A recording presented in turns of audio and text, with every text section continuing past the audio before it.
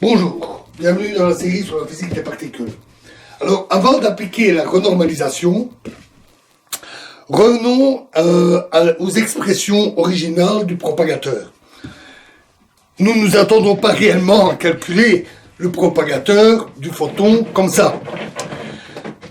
La contribution G1 ajoutée à G0 va juste produire un double pôle en plus du simple pôle. Quand on discute de l'ordre dans la théorie des perturbations, selon le nombre de boucles, on a à l'esprit les fonctions de Green irréductibles à une particule, c'est-à-dire l'inverse du propagateur. Ici, la contribution à 0 boucle est celle de G rho nu 0 moins 1. Et la contribution à une boucle est moins oméga bar rho nu 1. On a ajouté le suffixe 1 pour indiquer que c'est évalué à l'ordre d'une boucle. Et donc on a G rho nu moins oméga bar est égal à I K carré moins mu carré G rho nu, mu carré G rho nu, moins 1 moins lambda K, moins 1 moins lambda carreau K nu, plus G rho nu K carré, moins carreau K nu, oméga bar 1. En inversant cette expression, on obtient alors le propagateur qu'on peut représenter graphiquement comme le terme Li plus le terme à une boucle plus etc. pour les différents termes qui sont ajoutés. Si plus généralement on peut montrer à tout ordre que le tenseur polarisation du vide a la forme d'une fonction scalaire fois G rho nu K carré moins carreau K nu, alors dans cette expression on peut laisser tomber l'indice 1 et simplement utiliser le oméga bar qui est la somme de toutes les contributions à 1, 2, 3, 4 boucles, etc.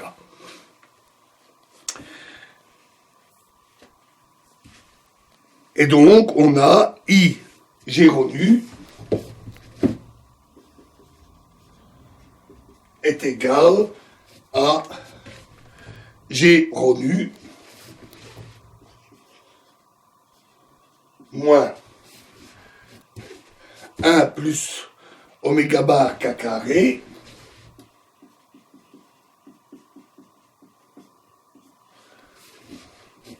fois carreau K nu sur le carré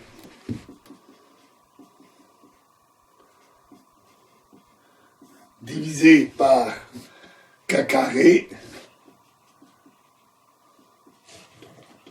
fois 1 plus oméga bar K carré moins mu carré plus carreau K nu sur le carré fois 1 sur K carré moins mu carré sur lambda.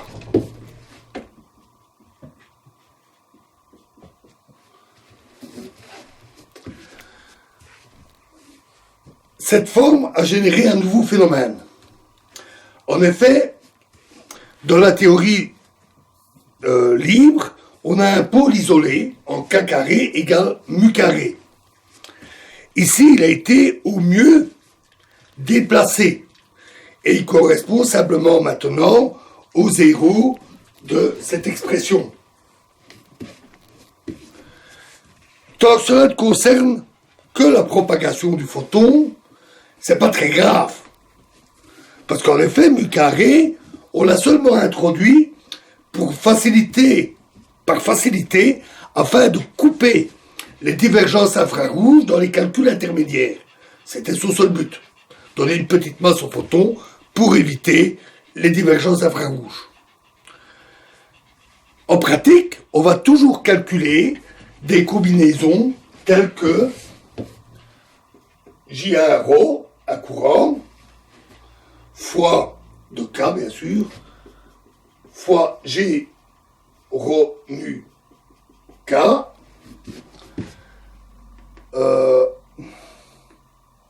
fois J2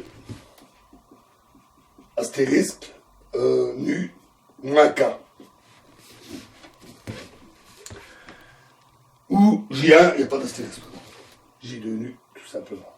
Et où J1 et J2 sont des courants conservés. C'est-à-dire que l'on aura K fois J de K égale 0. Et ceci afin d'extraire des informations physiques dans diverses circonstances.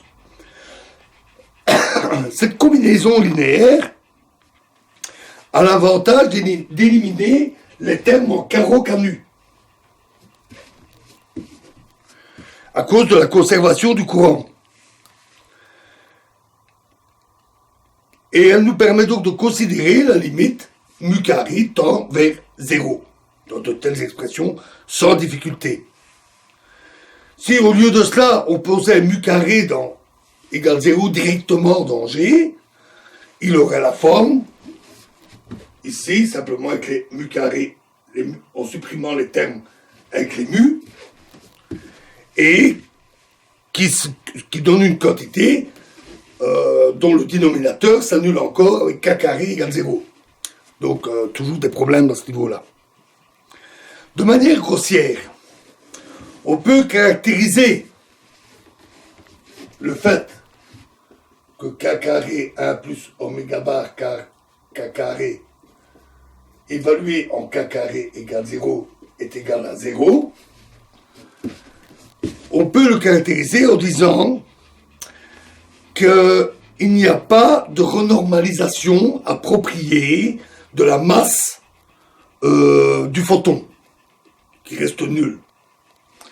Mais on a une renormalisation de la fonction d'onde, puisque le résidu du pôle en k carré égale 0 est maintenant égal à 1 sur, donc 1 plus oméga bar 0 moins 1.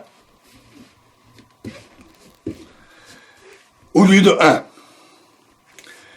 Les calculs à une seule boucle montrent une circonstance remarquable, c'est-à-dire qu'avec la régularisation, on trouve que le seul terme qui est potentiellement divergent, et donc inconnu, dans oméga bar, est une constante qu'on peut prendre comme sa valeur en k carré égale 0. Ce qui est simple. Si seul J fois J est une quantité mesurable, si on n'a que ça comme quantité mesurable, et pas G seul, alors on peut utiliser deux sources largement séparées, deux sources de charge, pour définir ce que nous voulons dire par charge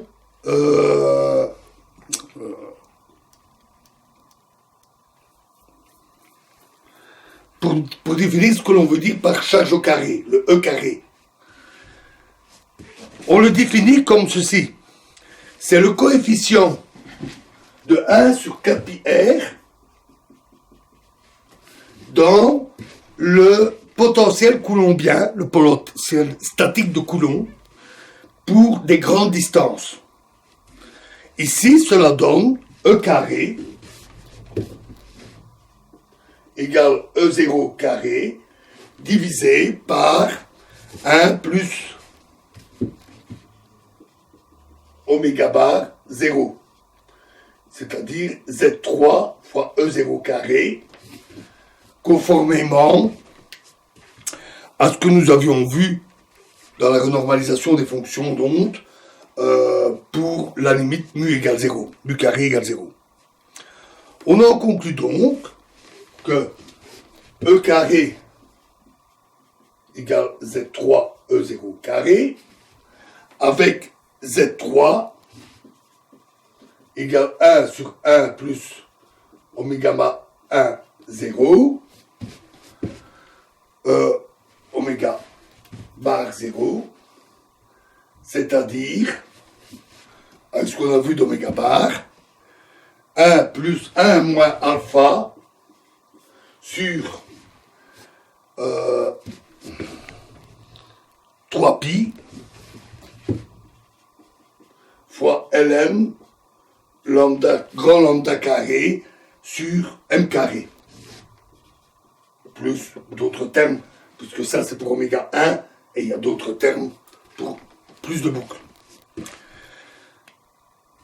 Pour être consistant, on doit exprimer toute quantité comme des séries d'un paramètre qui compte le nombre de boucles grand L dans les diagrammes de Feynman nus.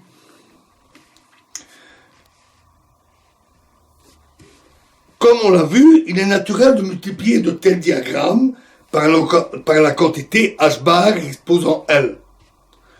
Pour cette raison, si on se concentre sur les termes d'ordre h bar exposant L, on peut substituer alpha à alpha 0 dans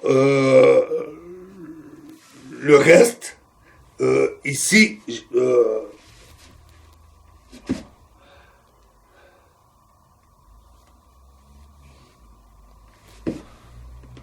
donc on peut substituer alpha à alpha 0 dans le reste fini, oméga bar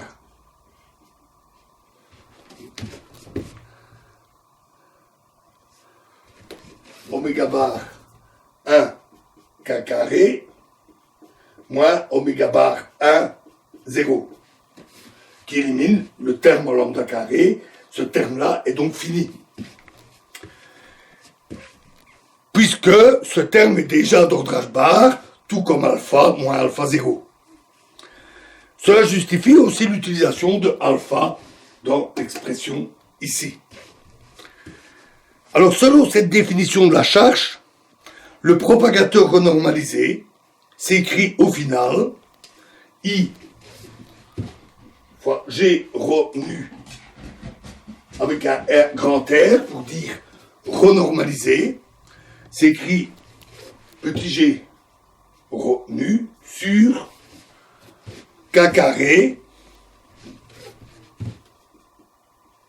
fois 1 plus oméga bar k carré moins oméga bar 0 plus les termes en carreau canu ici. Cette expression a un résidu qui vaut 1 au pôle de photon k carré égale 0 et le résultat sera exprimé en fonction de la charge physique. Et donc on voit ici le programme de renormalisation qui va être appliqué au diagramme qui émerge. Les quantités indéterminées et potentiellement divergentes disparaissent quand les fonctions de grid sont exprimées en fonction de quantités physiques renormalisées. Le tout, bien sûr, est de localiser toutes les divergences et d'avoir un nombre fini de quantités renormalisées. Voilà, alors nous continuerons encore un peu sur le cas de la polarisation du vide dans la prochaine vidéo. Je vous remercie.